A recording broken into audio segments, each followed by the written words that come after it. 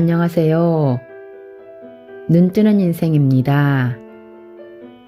오늘 소개할 책은 놓아주는 엄마, 주동하는 아이. 저자는 윌리엄 스틱슬러드, 레드 존슨. 출판사는 샘앤파커스입니다.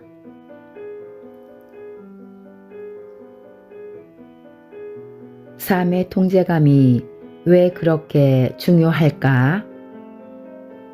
어떻게 하면 아이가 삶의 통제감을 가질 수 있을까? 내적 동기와 잠재력을 발휘하게끔 도와주려면 어떻게 해야 할까? 아이의 성과를 극대화하고 스트레스를 최소화하기 위해서는 결국 학습 동기와 스트레스 문제를 거쳐 결국 삶의 통제감이라는 주제를 마주할 수밖에 없다. 아이들이 건전한 방식으로 자기 동기부여를 하도록 도와줘야 한다. 완벽주의자의 편집적인 투지와 다시 비디오 게임 좀 하게 해주세요 등의 중간쯤에 있는 적절한 수준으로 말이다. 낮은 삶의 통제감이 엄청난 스트레스를 유발하며 삶의 통제감이 동기 개발의 열쇠라고 직감했다. 실제로 건전한 삶의 통제감은 아이들에게 원하는 그 모든 것, 즉 신체적 건강, 정신적 건강, 좋은 성적, 행복과 직결된다는 무수한 연구 결과에 따라 사실로 드러났다. 적절한 삶의 통제감이 없을 때 아이들은 무력감과 압박감을 느끼며 수동적으로 행동할 가능성이 크다.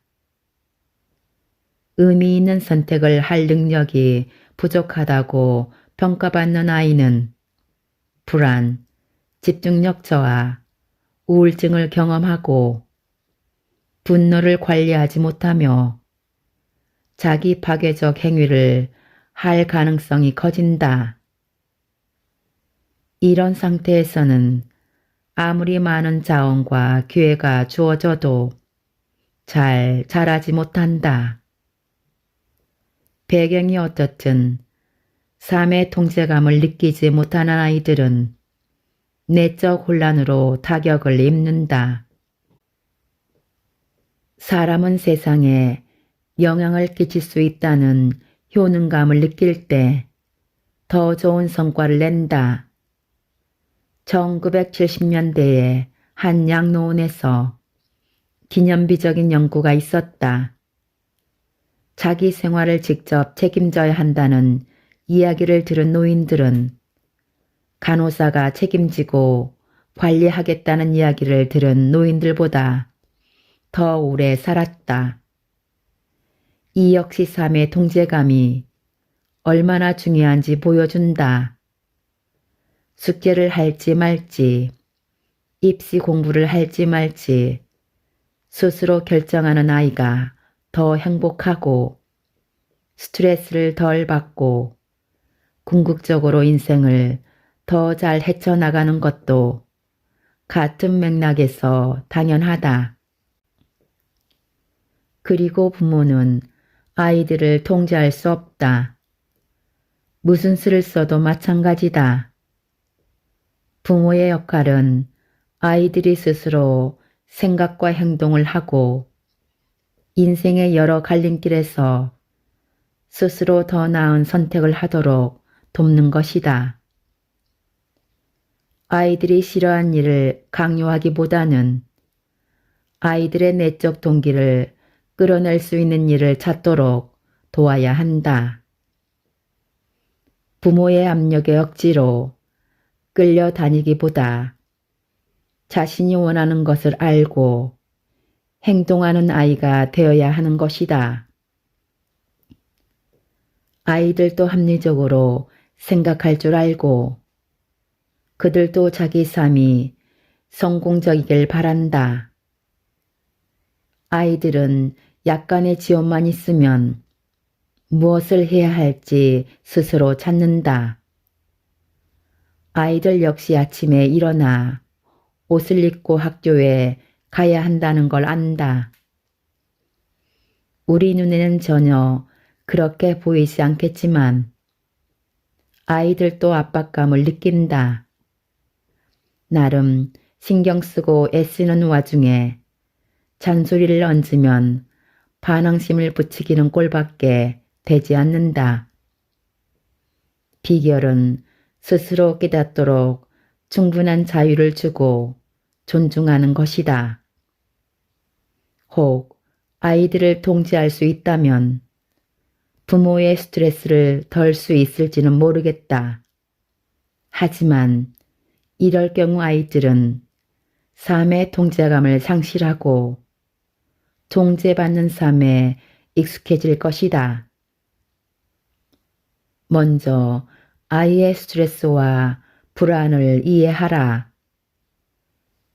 신경심리학자들은 어린이와 10대들이 느끼는 만성적 스트레스를 기후변화와 마찬가지로 중요한 사회 문제로 보고 있다. 만성적 스트레스는 여러 세대에 걸쳐서 골무 문제이다. 이를 극복하기 위해서는 상당한 노력과 습관의 변화가 필요하다. 그렇다면 삶의 통제감은 이것들과 어떤 관계가 있을까? 삶의 통제감을 빼놓고는 이런 문제들을 다룰 수 없다. 결코 없다. 아주 간단하게 말하자면 삶의 통제감은 스트레스의 해독제다.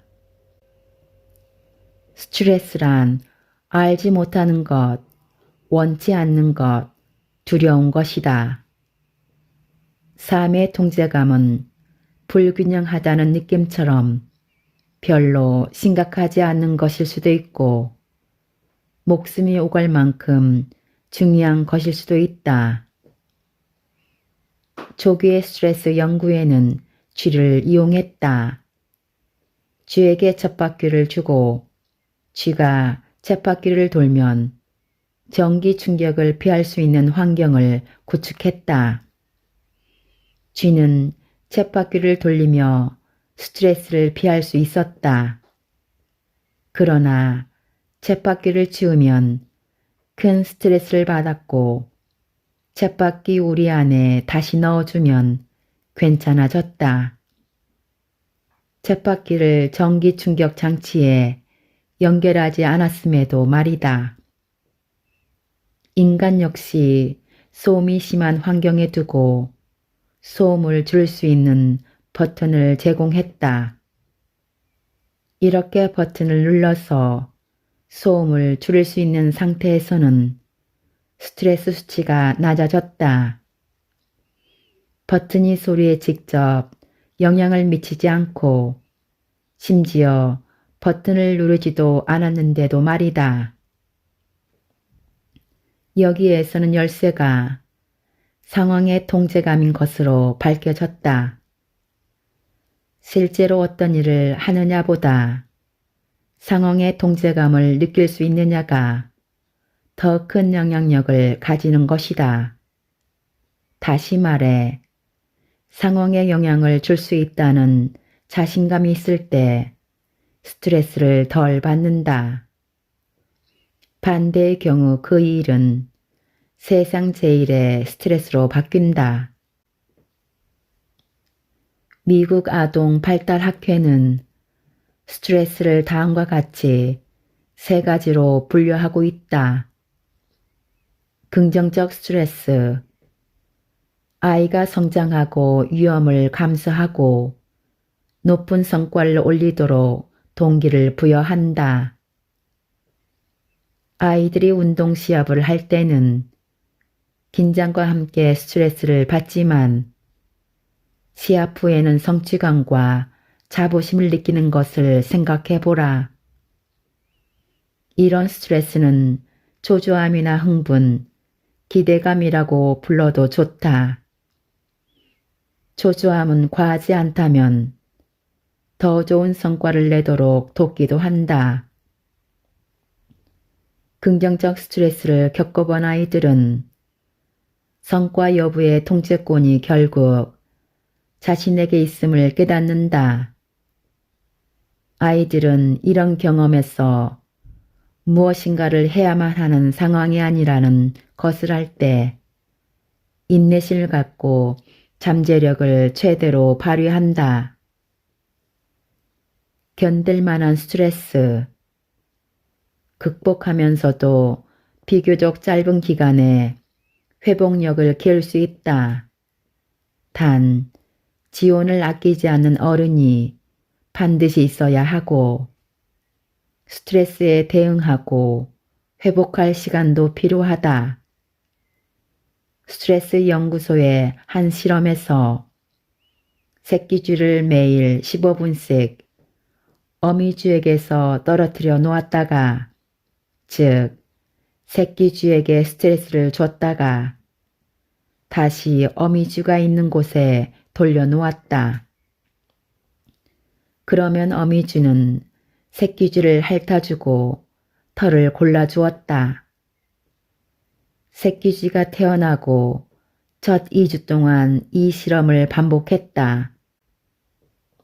이렇게 엄마로부터 잠깐씩 떨어졌던 새끼쥐가 성장한 후에는 엄마와 함께 우리에 남아있던 다른 새끼들보다 훨씬 강한 회복력을 지녔다. 다 성장한 후에도 여간해서 스트레스를 받지 않는 이 쥐는 연구소에서 느긋한 캘리포니아 쥐라고 불렸다. 두뇌가 스트레스를 대처하는데 익숙해지고 곧 회복력이 길러지기 때문이다. 독성 스트레스, 주변의 도움 없이 스트레스가 오래 지속되거나 자주 반복되는 상황을 말한다. 독성 스트레스에는 폭행 장면 목격과 같은 단기적인 충격도 있고 밤낮으로 일어나는 만성적 충격도 있다. 발달적 측면에서 아이가 감당하기 힘든 일에 대한 노출을 막을 수 없는 상황도 독성 스트레스이다. 위험을 미룰 수도 없고 영영 사라지지 않는 것처럼 보이는 데다 도와주는 어른도 없다.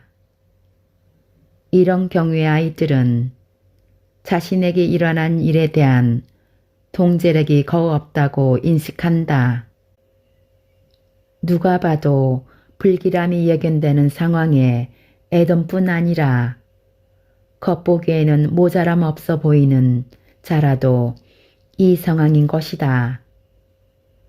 독성 스트레스에 노출된 아이들은 현실 세계에 대응할 여력이 없고 이는 아이들의 성장과 발전 능력을 손상시킨다. 앞의 쥐 실험을 잠시 떠올려보자. 새끼쥐가 어미쥐에게서 떨어지는 시간을 하루에 15분이 아니라 3시간으로 두었을 때 새끼쥐는 어미쥐에게 돌아간 후에 어미쥐와 상호작용을 하지 못했다. 3시간 동안의 스트레스가 감당할 수 없는 정도였던 것이다. 그들은 남은 생애 동안 계속해서 쉽게 스트레스를 받았다. 그렇다면 독성 스트레스는 피하면서 긍정적이거나 견딜 만한 스트레스를 이용할 방법은 없을까? 물론 방법은 있다. 대신 그러기 위해서는 의지할 수 있는 성인이 주위에 있어야 하고 스트레스를 받은 뒤에 회복할 시간이 필요하며 삶에 대한 삶의 통제감을 느낄 수 있어야 한다. 깨질 것이다. 잔소리와 호통으로 아이가 공부하게 된다면 세상의 어떤 아이인들 공부를 못하겠는가? 많은 부모가 잔소리와 호통으로 아이의 행동을 바꾸려 하지만 그런 사고방식은 버려야만 한다. 반드시. 잔소리와 호통은 아이에게 부정적인 영향만 미칠 뿐이다. 이런 환경에서 아이들은 이것은 너의 일이다. 이것은 너의 인생이다. 너가 뿌린 것만 거둘 수 있다는 메시지를 전혀 받지 못한다. 아이들에게는 누구도 억지로 공부시킬 수 없다는 점을 이해하는 부모가 필요하다. 탁월한 비즈니스 컨설턴트가 어떻게 말하는지 생각해보라. 그들은 문제가 무엇인지, 어떤 문제가 가장 중요한지 물으면서 목표에 이르기 위해 고객이 무엇을 내놓을 수 있는지를 묻는다. 조언은 하지만 고객에게 변화를 강요하지는 않는다. 결국 선택은 그들의 몫이 아님을 알기 때문이다. 어쩌면 지금 아이 이야기를 하고 있잖아. 아이는 고객이 아니야 라고 생각할지도 모른다. 맞는 말이다. 그런데 아이의 삶이지 부모의 삶이 아니라는 말은 틀렸는가? 아이가 유아라면 그들의 모든 측면을 부모가 관리하는 게 당연하다. 하지만 신생아조차 놀랍도록 자신의 개성을 주장할 때도 있다. 잠을 자지 않거나 먹지 않으려는 아이를 생각해보라. 신생아학과 유아개발 분야의 전문가들은 아기의 성향과 필요에 맞춰줄 필요성을 강조한다. 의욕 부족, 또래 관계, 성적 부진에 대한 걱정으로 우리를 찾는 부모에게 먼저 간단한 질문을 던진다. 그게 누구의 문제입니까? 그러면 부모들은 종종 의아한 표정을 짓는다. 아이가 친구들에게 따돌림 당하거나 교사에게 비난을 당해 울고 있을 때면 그것이 마치 내 문제처럼 느껴질 것이다. 아이가 상처받으면 부모도 상처받는다. 아이가 홀대받는 상황보다 부모를 자극하는 일이 있을까? 시간이 지나며 아이는 잊어도 부모는 잊지 못할지도 모른다. 하지만 그럼에도 결국 그것은 아이의 문제이지 부모의 문제가 아니다. 아이를 사랑할수록 관점을 전환하기가 힘겹다. 하지만 마음을 내려놓아야만 한다. 회사가 목표 달성에 실패했을 때 컨설턴트가 평정을 잃는다면 컨설팅은 의미를 잃는다. 부모의 역할은 아이의 문제를 대신 해결해 주는 것이 아니다. 아이가 자신의 삶을 스스로 꾸릴 수 있게 도움을 주는 것이다. 이런 관점 전환은 아이들을 인내하고 안내하고 지원하고 가르치고 도와주고 한계를 설정하되 아이는 물론 우리 자신에게도 아이의 삶이 그 자신의 것임을 확실하게 해야 한다는 의미이다. 부모는 아이에게 자신의 모든 것을 투자한다. 그런 상황에서 자신의 영향력이 얼마나 미약한지 직시하기란 꽤나 끔찍한 일일 수 있다. 이럴 때면 에크하르트 톨레가 한 말을 곱씹으며 마음을 다잡아 보자. 그들은 당신을 통해 이 세상에 왔지만 당신의 것은 아니다. 부모들은 숙제를 흔히 전쟁에 비유한다.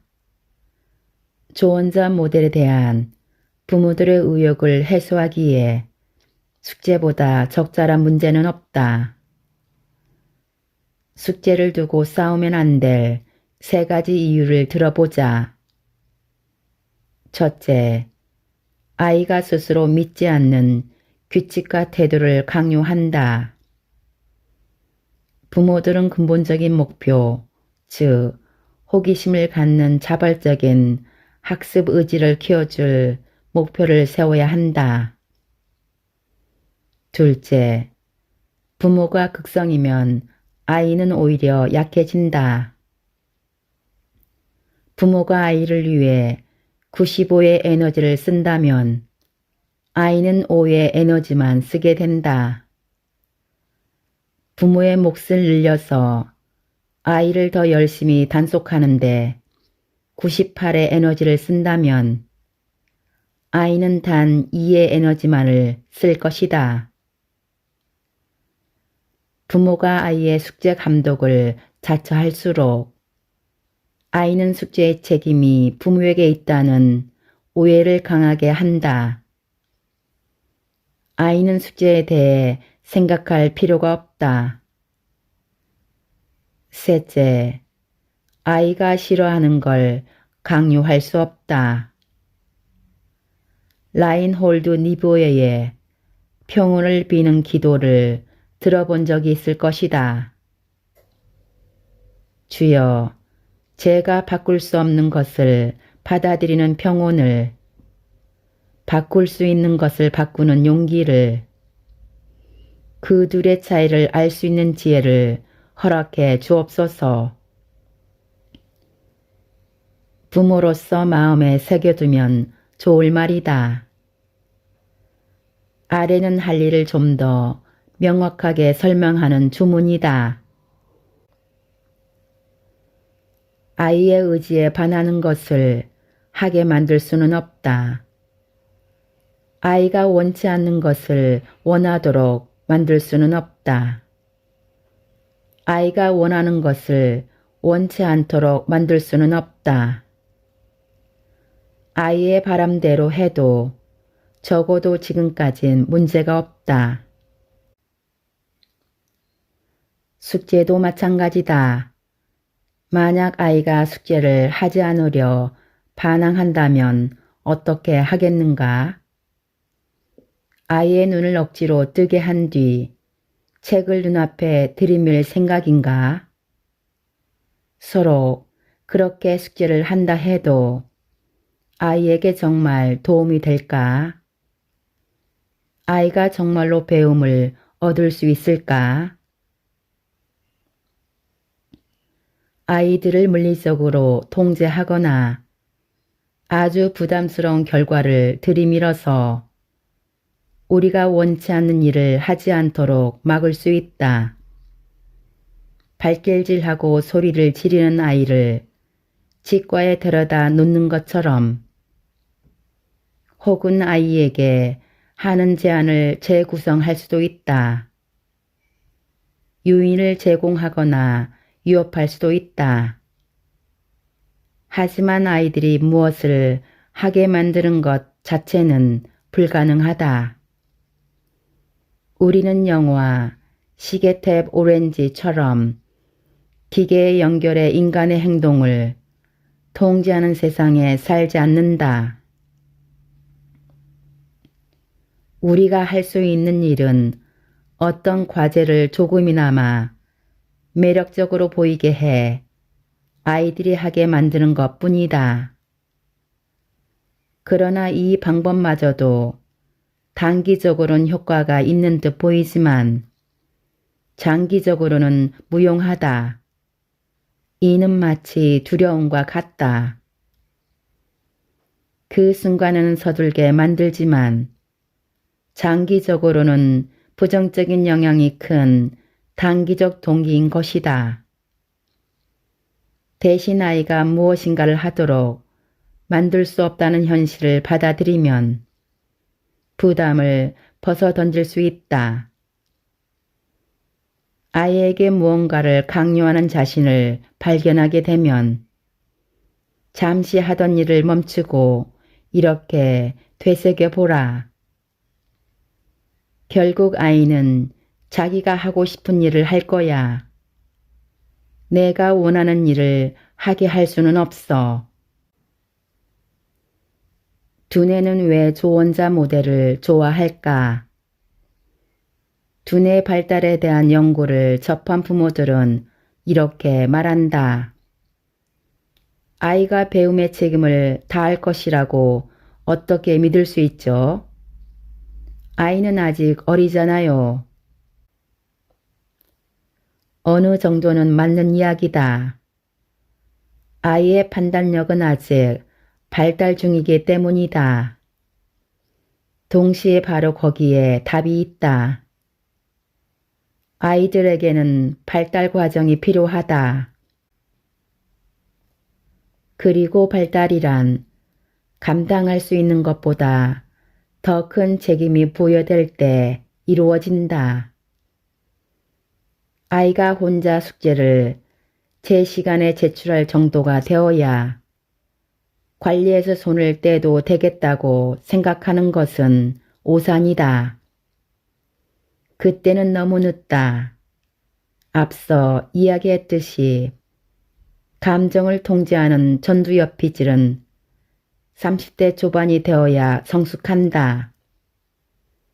그렇다면 아이가 30이 될 때까지 기다려야 할까? 두뇌는 쓰는 만큼 발달한다. 어린 시기부터 스스로 결정할 기회를 줘야 한다. 아이는 때로 잘못된 선택을 하고 그에 따른 스트레스를 받으며 회복에 필요한 회로를 구축하게 된다. 자신의 옷을 사거나 방을 꾸미는 등 작은 일에서부터 환경을 주도적으로 통제하면 전두엽피질이 활성화되고 효과적으로 발달한다. 이런 삶의 통제감을 통해 강화된 두뇌의 조종사는 어지간한 스트레스에도 성난사자를 부르지 않고 스스로 스트레스에 대응할 수 있게 된다. 즉, 옷의 아이가 직접 고른 이상한 옷을 입을 때 아이의 전두와 피질은 한층 활성화되는 것이다. 강해진 조종사는 시험장에 앉아 있을 때나 친구 관계에서 파국을 맞는 등 강렬한 상황에서도 제 역할을 한다. 이런 말을 들은 적이 있는가? 잘 해야 할 가치가 있는 일이라면 형편없는 시작의 과정 역시 소중하다. 그럼 부모의 역할은 무엇일까? 바로 아이를 무조건적으로 사랑하고 아이에게 집이라는 안전한 기반을 제공하는 것이다. 학교나 삶의 다른 부분에서 스트레스를 받은 아이들에게 집은 피난처이자 휴식처가 되어야 한다.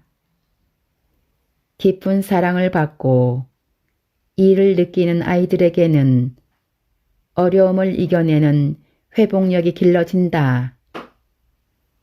숙제를 두고 아이들과 싸우다 보면 온갖 스트레스가 집에 뿌리를 내리게 된다.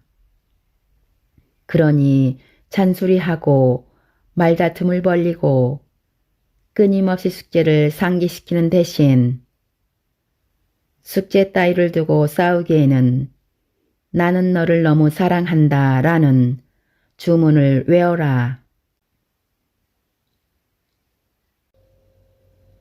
아이를 신뢰해야 하는 6가지 이유.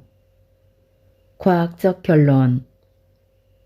스스로 결정할 수 있는 여지가 생기면 다른 상황에서도 책임감을 느끼게 된다.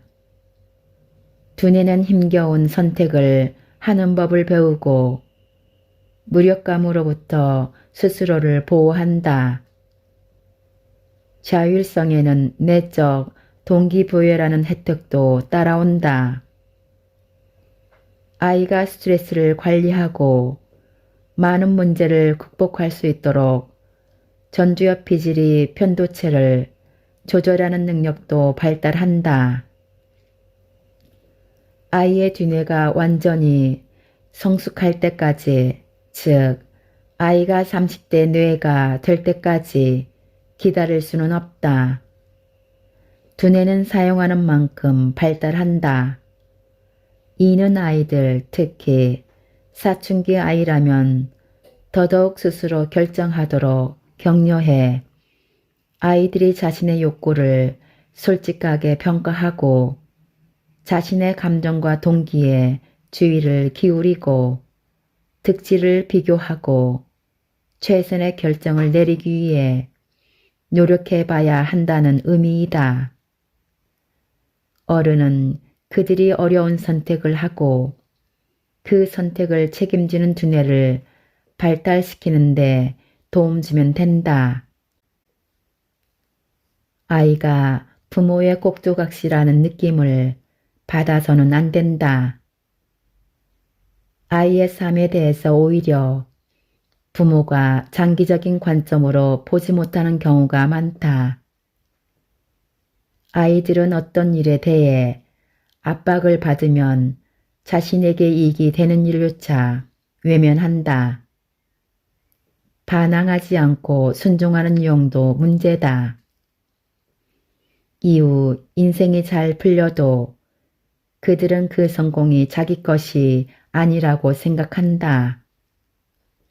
치료사이자 작가인 로리 고틀립은 애틀랜틱지의 많은 20대 환자가 훌륭한 부모 밑에서 자라 표면적으로는 성공적인 삶을 영위하면서도 왜 뚜렷한 이유 없이 우울증을 경험하는지 의문을 제기했다.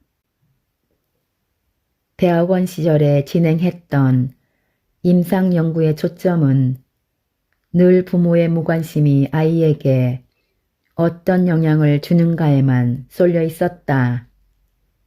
그러나 부모가 과몰입하면 아이에게 어떤 일이 일어날지에 관심 가진 이는 없었다.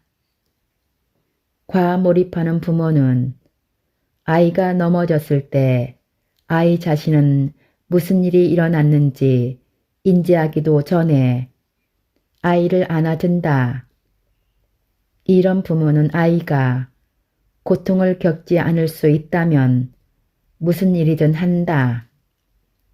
고통을 지켜보는 것은 마음 아프지만 고통은 회복력 발달의 필수적인 요소다. 자녀의 기본 역량은 삶의 통제감을 키울 때만 자란다. 지혜는 경험에서 나오고 경험은 잘못된 결정에서 나온다 라는 속담처럼 아이들은 법적 결정권을 가지는 나이가 될 때까지 스스로 결정하는 법을 연습해야 한다. 말로는 부족하다. 그들에게는 연습이 필요하다. 코트를 안 입어서 추위를 겪는다든지 공부하지 않아서 나쁜 성적을 받는다든지 하는 선택의 결과를 겪어봐야 한다. 많은 청소년이 자신의 에너지를 어디에 쏟을지, 어느 대학에 갈지 등 중요한 문제를 스스로 결정하지 않은 채로 대학에 간다. 이런 아이들은 수업이나 전공 선택은 물론 일의 목표를 세우거나 달성할 때도 좋은 결정을 내리기 어렵다. 다른 다양한 삶의 기술도 마찬가지다. 아이 2명을 데려온 한 엄마는 내재계 수표를 받는지 물었다. 신용카드가 없어서 그런 게 아니었다. 이 엄마는 아이들이 직접 수표를 써보면서 사용법을 배우기를 바랐다. 정말 훌륭한 양육 방식이었다. 사면은 연습이 필요하다. 언제나 무엇이 최선인지 알 수는 없다. 받아들이기 힘들지 모르지만 부모가 아이의 최선을 알기란 정말 어렵다.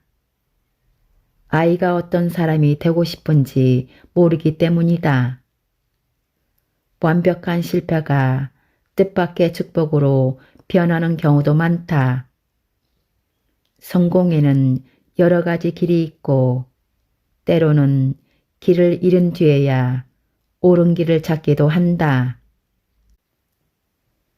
예를 들어 부모들은 아이의 재능과 관심사도 모르면서 아이가 연극 동아리보다 축구 동아리에 가입하는 게 좋다고 생각한다.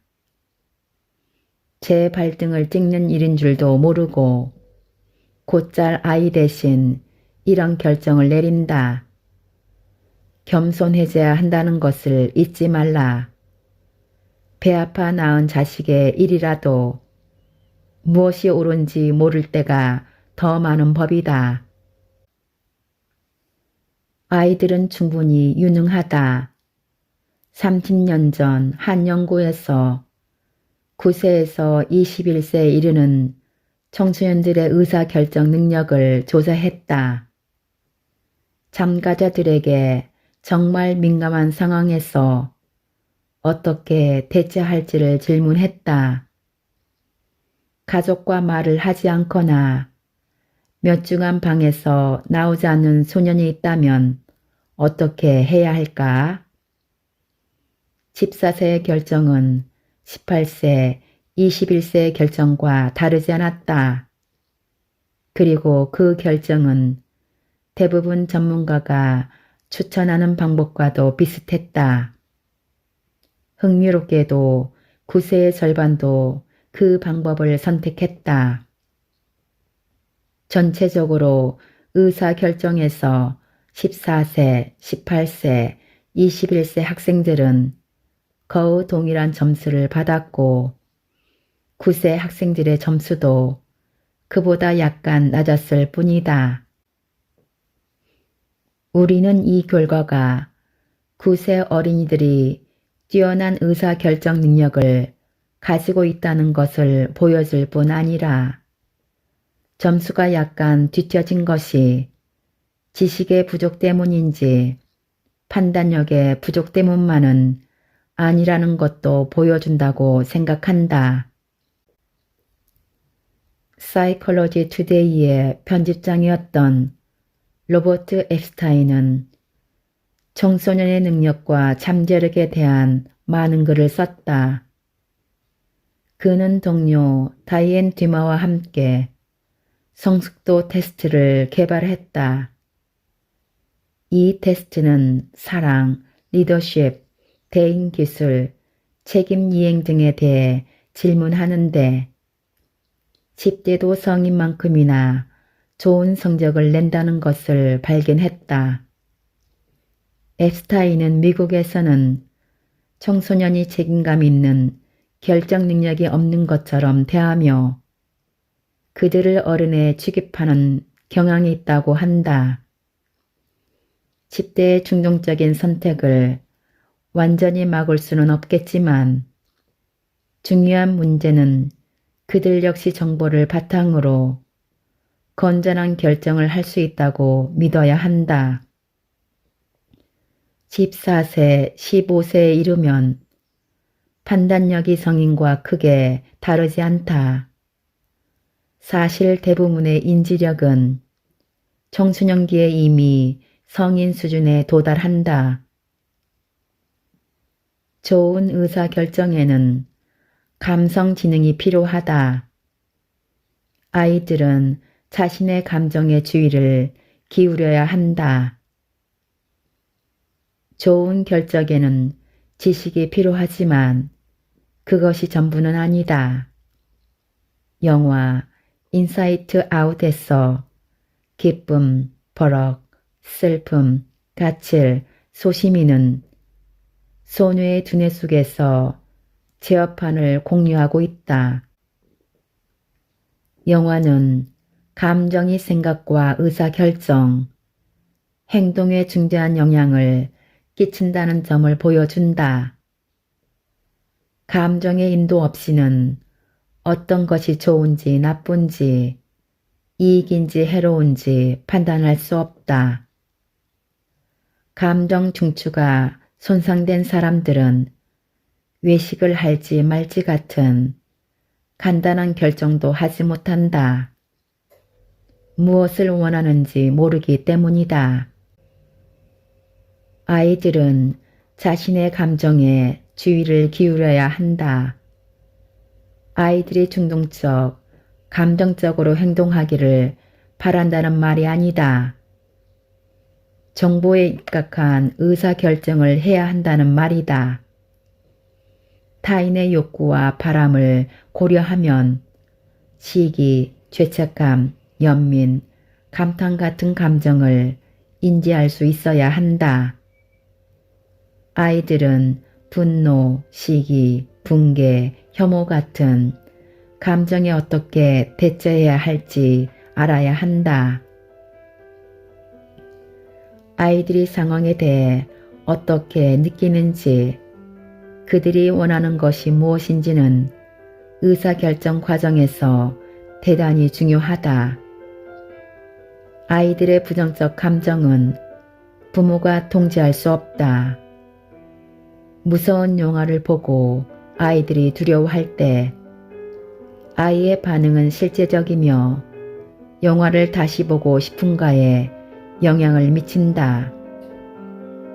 부모는 단지 영화일 뿐이라는 것을 인식하게 도와줄 수 있을 뿐이다. 아이가 어떤 일에 배신감을 느낀다면 우리는 그 배신감을 없앨 수 없다. 아이가 진솔하게 자신이 어떤 사람이 되고 싶은지에 대해서 생각하도록 도울 수 있을 뿐이다. 우리는 아이들이 자신의 감정에 귀 기울이고 나에게 옳은 일은 무엇일까? 라는 질문을 던질 수 있게 도와야 한다.